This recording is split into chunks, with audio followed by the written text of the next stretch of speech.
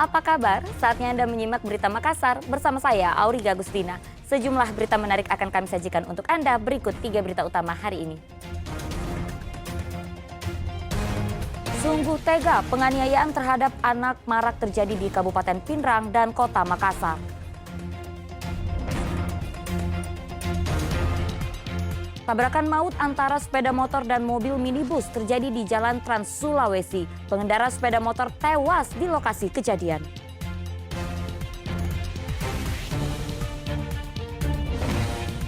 Krisis air bersih yang melanda 4 kecamatan di wilayah pesisir Kabupaten Maros semakin mengkhawatirkan.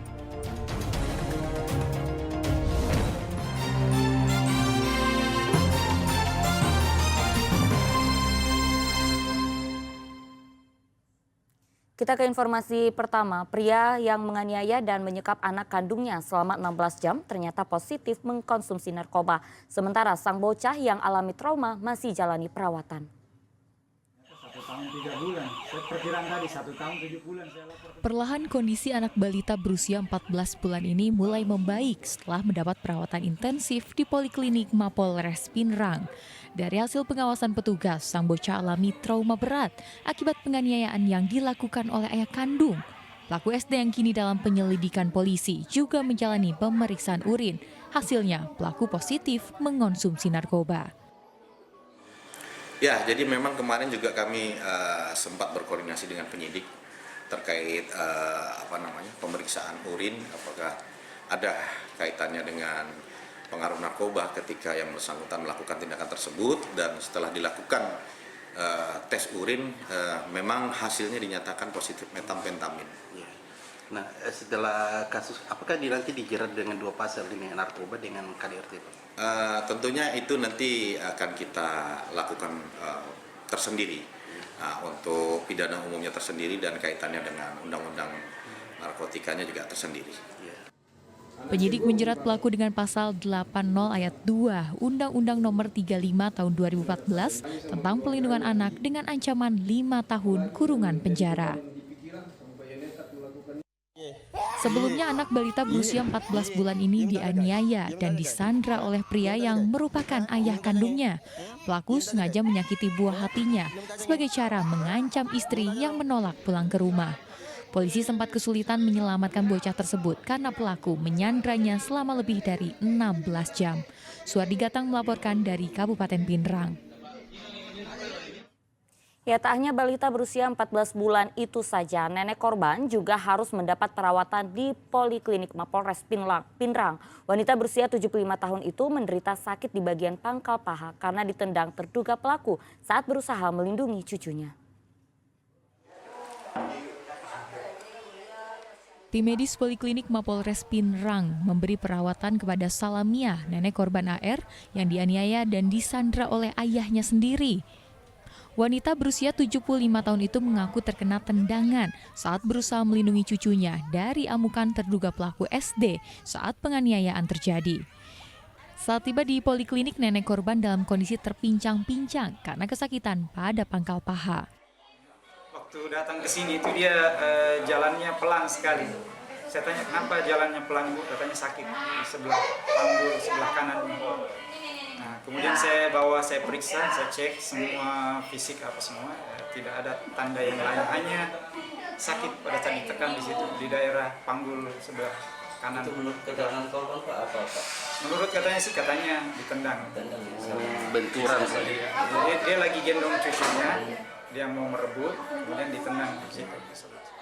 Sang nenek mengaku ditendang terduga pelaku yang jengkel karena pelaku dilarang menggendong anaknya. Sementara korban AR sudah ketakutan melihat ayahnya yang sedang marah besar. Macaya perkara nana di Rico nana aku kada aja muare pada yang minta Rico nana tapi Ronaldo kalau kemarin pulang nana pero para dia apa memurunan aku tinggal babangan aku leje ya si wari apa anu pasti ni babangan mau bicara pana sempa pa di sini pa aja mi itu nama rau waktu pasti. Terduga pelaku merupakan warga kampung Tosulo, desa Asulowalie. Hanya saja pelaku tidak lagi menetap di kampung Tosulo dan lebih banyak tinggal di kota Pinrang bersama orang tuanya. Hingga saat ini korban AR dan Nenek Salamia masih berada di Poliklinik Polres Pinrang untuk mendapatkan perawatan medis. Wardi Gatang melaporkan dari Kabupaten Pinrang. Aksi kekerasan terhadap anak juga terjadi di Kota Makassar. Seorang pria sengaja merekam aksi kekerasan terhadap anak kekasihnya yang masih berusia 7 bulan. Sungguh tega, pelaku berinisial ASR 31 tahun melakukan aksi berbahaya dengan mengayun dan melempar bayi berusia 7 bulan di dalam kamar indekos pelaku yang berada di Jalan Sungai Cerekang di Kota Makassar.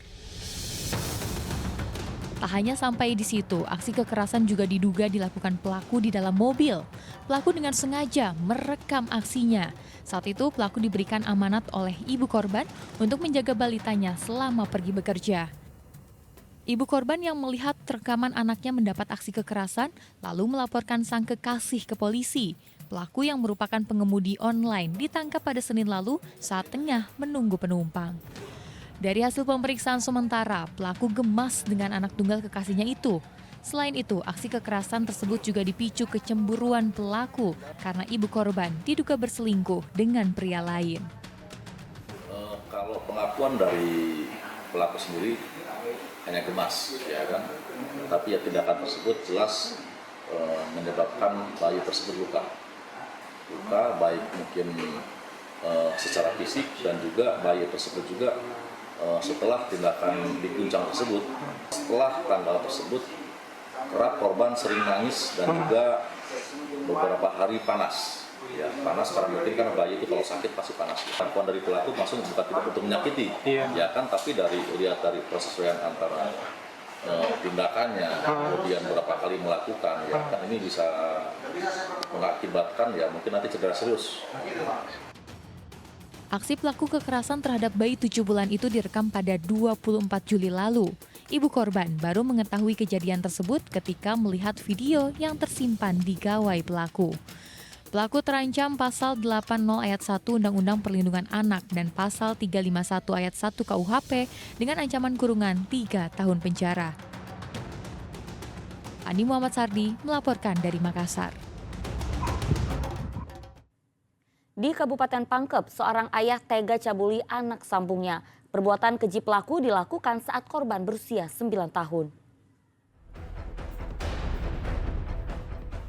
Menggunakan baju tahanan, Wahyudi, warga Kecamatan Segeri, Kabupaten Pangkep, hanya tertunduk saat dihadirkan dalam gelar kasus tindak pidana kekerasan seksual anak di bawah umur di Aula Mapolres Pangkep. Pria berusia 43 tahun ini ditangkap setelah polisi menerima laporan dari paman korban. Selain menangkap pelaku, polisi juga menyita pakaian terakhir korban saat ruda paksa dilakukan pelaku. Awalnya korban tak pernah menceritakan perlakuan keji yang dilakukan ayahnya yang terjadi 3 tahun lalu.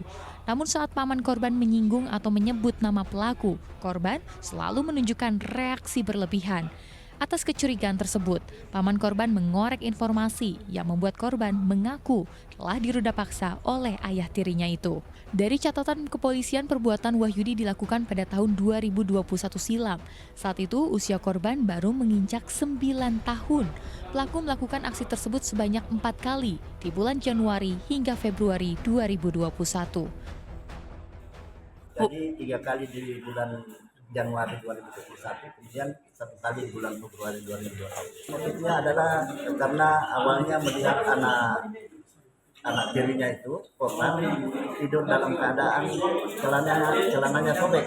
Menurut informasi dari korban, dari hasil keterangannya bahwa tidak ada pemaksaan, artinya ada tarikan. Mungkin termasuk pemaksaan karena ditarik untuk melakukan perbuatan itu. Untuk pengancaman sendiri, Pak? Pengancamannya tidak ada. Yang ada cuma disampaikan bahwa jangan menyampaikan kepada orang lain. Saat ini korban yang masih mengalami trauma mengamankan diri di rumah kerabatnya. Korban juga rutin mendapatkan konseling untuk pemulihan dari traumanya. Atas perbuatannya, pelaku terancam dijerat Undang-Undang Nomor 17 Tahun 2016 dengan ancaman kurungan 15 tahun penjara. Andi Muhammad Sardi melaporkan dari Kabupaten Pangkep.